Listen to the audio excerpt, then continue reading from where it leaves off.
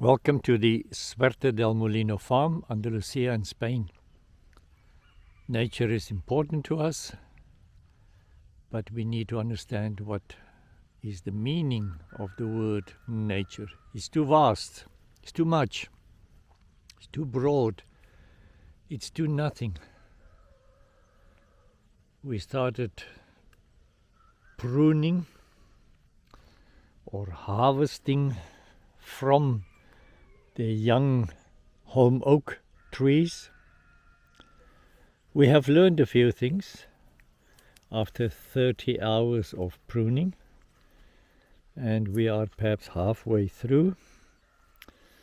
In our case, these trees show up in clusters and is usually on a root of a tree, or it shows up where a tree died, a big tree. These trees, I have no idea how old they are, but they are almost 3.5 meters tall.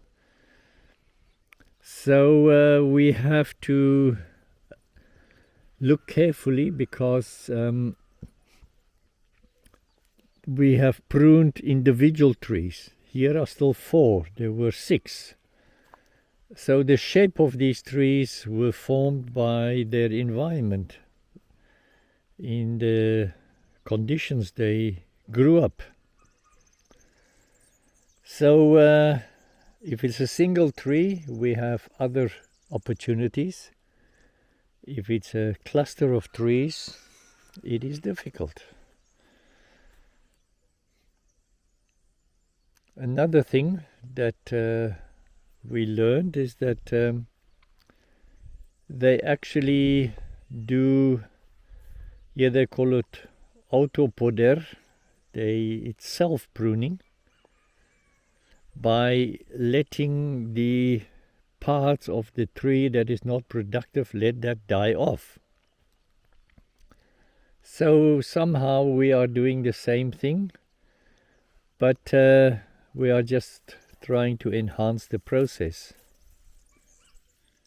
Another thing we have learned is that all of them, they were not pruned before,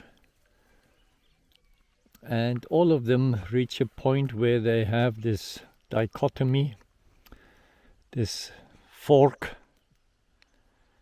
and it's usually on the same height. And then when I look at the bigger trees, look at the 3 over there, they all did the same. It is still like that. So it appears that these trees have a preordained genetic composition to reach that point.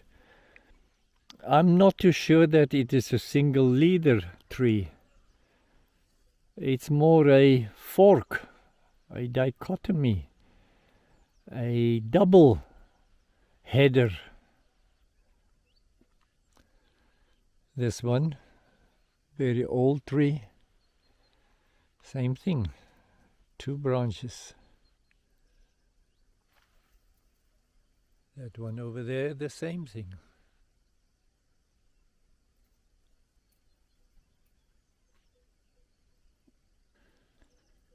Here we have an example. I don't think this is the fork. I think this is it. So what do I do with this? I've decided to leave it, and I will have a look at it next year, revisit it. This one is clear. Here it has it, that one is clear.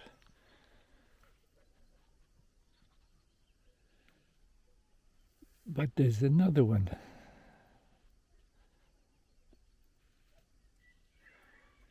The branches up to that point of the fork are usually not that strong or powerful or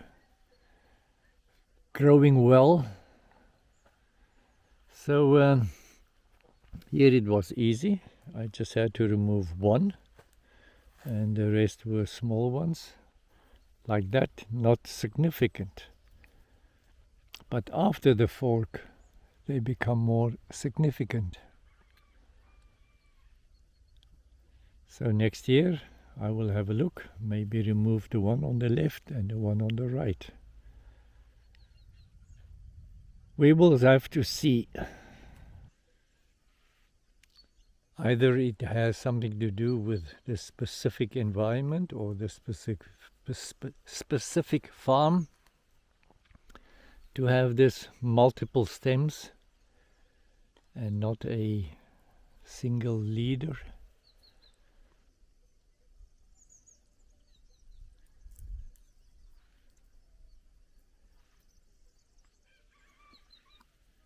This tree produces lots of this dust from the sawdust from the insects that live in it. It has seen many hard days, not that many leaves, lots of dead branches. But then it decided to rather invest in some growth lower down and also produce a lot of other trees around it from its roots, and it goes quite far.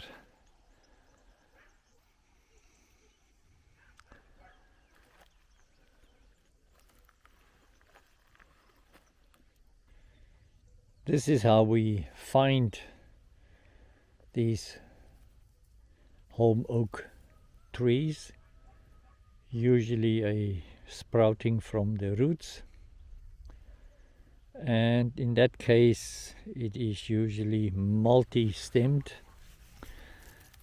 1, 2, 3, 4, 5. This one is the tallest. So what we have done, we perhaps leave one, a second one, and remove the others, and then remove the lower branches.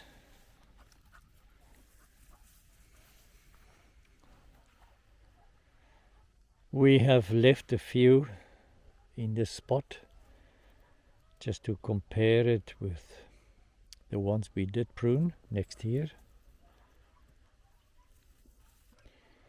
Somehow we gave up on pruning all the acebuches, the wild olives. It is such a task. This is the repeating scenario. A tree died, and then from the roots some others developed.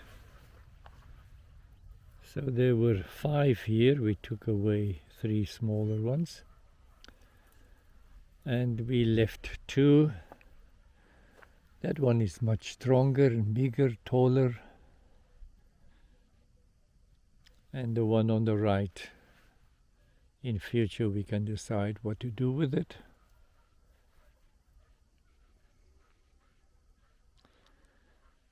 I hope we are doing well. I hope we encourage them to become strong and healthy and not to lose so much energy through all the growth around it. All of them have been cleared from the cistus brush, the chara, and it's a beautiful task. It feels good. Most of these I pruned last year, the bigger ones, and we have not pruned any big tree this year. I have ordered a chainsaw that can reach 4 meters, 5 meters. I'm not in the mood of getting up a ladder in these trees, so I think it was good to do that.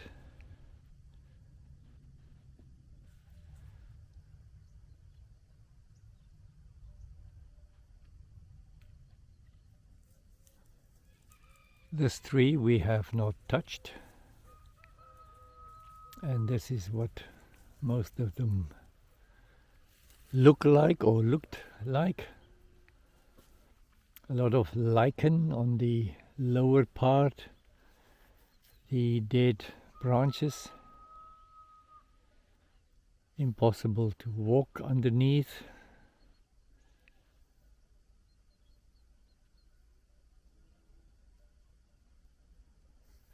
But this whole area we're going to leave as it is.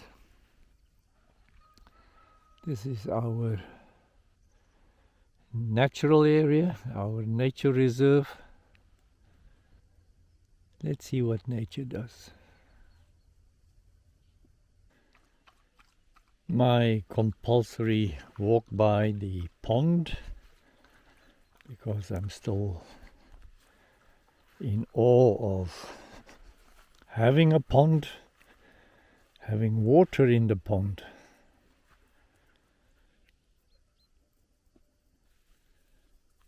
We have cleared a lot of the bottom growth. Now we have a better idea. We should actually thin out half of these trees here, but they can also stay for a year. I'm in no hurry. I feel good about what we have done in this part. The old trees are really in a bad condition. There are not many without scars and disease. I mean, look at this one. All the sawdust coming out of the bark of the insects.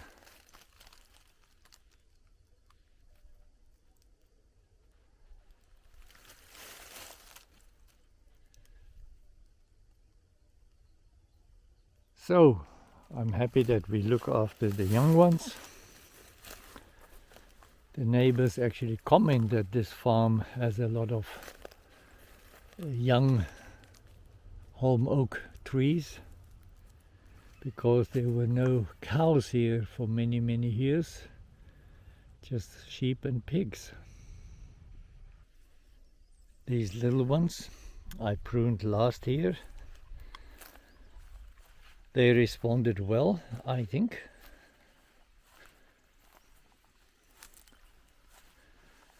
Most of the growth is now here on top.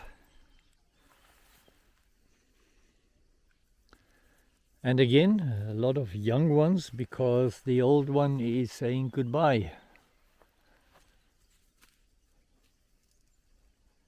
That is a repeating pattern. The more vegetative reproduction, the worse the condition of the mother tree.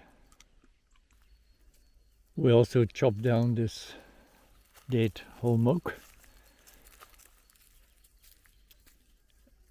It's interesting for me that it's now dead for a year or more, and because it lost its leaves, a lot of growth underneath could take place, like the thistles over there. It's not to be found anywhere here, only here, because suddenly this was a new opportunity. Still have to collect all this wood. It's quite dry already.